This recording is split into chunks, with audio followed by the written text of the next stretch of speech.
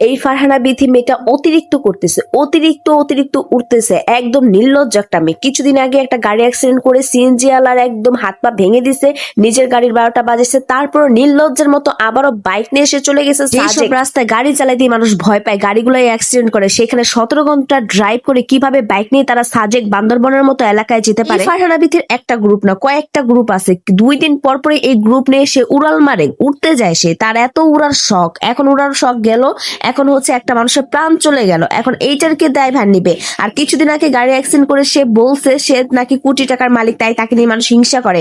যে লোকটা অ্যাক্সিডেন্ট করার পর হাত পা ভাঙছে তাকে টাকা দিয়েছে, এখন যে মানুষটা প্রাণ চলে গেছে সেটাকে টাকা দিয়ে ফেরত দিতে পারবে সে? হয়তো অনেকে বলবে যে তার মৃত্যু এইভাবেই লেখা ছিল। এইভাবে লেখা থাকলে কি আল্লাহ তো আমাদের বিবেক বুদ্ধি দিয়েছে। 17 ঘন্টা ড্রাইভ করে সাজেকের মতো এলাকা, বান্দরবনের মতো এলাকায় যে সব রাস্তায় গাড়ি চলাচল করতে ভয় পায়, সেখানে কিভাবে তারা বাইক রেসিং করে, বাইক নিয়ে তারা ওইখানে যায়, তাও আবার 17 জন ছেলে মেয়ে গ্রুপ নিয়ে যায়।